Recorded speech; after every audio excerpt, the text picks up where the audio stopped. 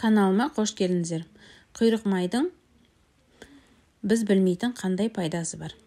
Сәби сымбатты болып өседі. Бұл майдың біз білетін және білмейтін емдік қасиеттері көп. Атап айтсақ, құйрық маймен бөбектің денесін сылағанда, бұл олардың дені сау, қуатты болып өсуіне ықпал еткен. Сондай-ақ тұмау тимейді. Сондықтан бұрындары нәрестенің аузына құйрық май салған.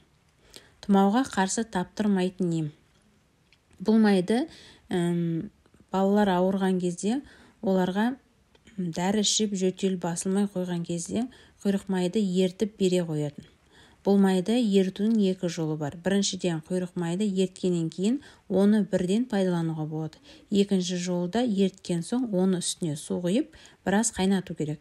Сонда піскен құйрық май болады. Оған сарымсақ қосып біраз суыған соң 4-5 шай қасығын балаға беру керек. Құйрық майдың басты қасиеті жұқпалы туберкулез ауруын емделуінде. Ашытылған қымыздың ішіне құйрық майды сәл ғана шайлап салып араластырады. Кейін май қымызға сіңеді де сап-сары қою болады. Оны туберкулез, сыныс жолы ауруларын емдеу үшін ішеді. Қазақ емшілігі дәстүрінде осындай тәжірибе бар дейді. Сондай-ақ қазақ халқы қыстың аязды күнде бет үсімеу үшін құйрық майды жаққан. Қол немесе аяқтың тілінген жеріне құйрық майдың тілімін таңып қойған. Ол жараның тезірек жазылуына септігін тигізеді. Құйрық май құйрық түбінде дөңгеленіп жиналған май. Мұндай май жекеленген қылшық және ұяң жүнді қой тұқымдарында болады. Еділбай қойы, сарыаржын қойы, дегердес қойы, қазақтың ұяң жүнді қойы, алай қойы, гисар қойына.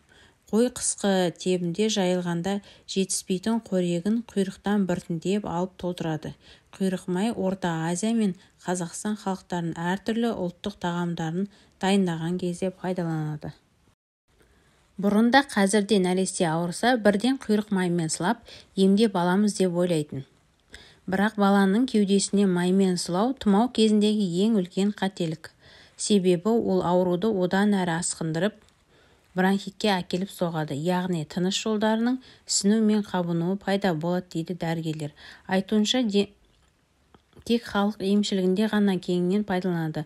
Одан бөлек құйрық майды ем ретінде қолданған күннің өзінде оны дәрілік мақсатта пайдалануды білетін емші температураны ескеру керек дейді дәрігерлер. 1 жастан асқан балаларға дене қызу жоқ кезде сыласа болады.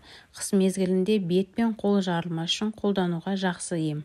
Ем ретінде пайдалануға болады екен деп кез келген уақытта баланың ерекшелігін ескермей іске кіріспеген жөн. Өйткені оның иісіне кей балада лоқсу болуы мүмкін.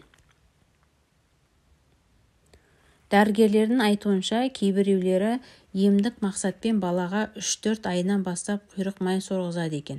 Ал бұл дұрыс емес, себебі ондай құнарлы затқа сәбидің бүйрек, бауыр, ұйқы безінде май ферменттерін ертетін без әлі толық қалыптаспаған. Салдарынан гастрит, өт және ішек жолдарының ауруы пайда болады.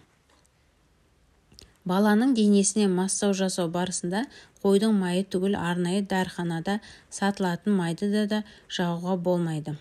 Қазіргі таңда Ресей мен Американың медицинасы оны тек дәрігердің нұсқауымен ғана қолдану керек екенін айтуда. Терінің саңылауларын түрлі сұйықтықпен бітеу, зат алмасу дененің тыныс алуын тежеп, физиологиялық жетілуіне кері әсерін тигізеді дейді.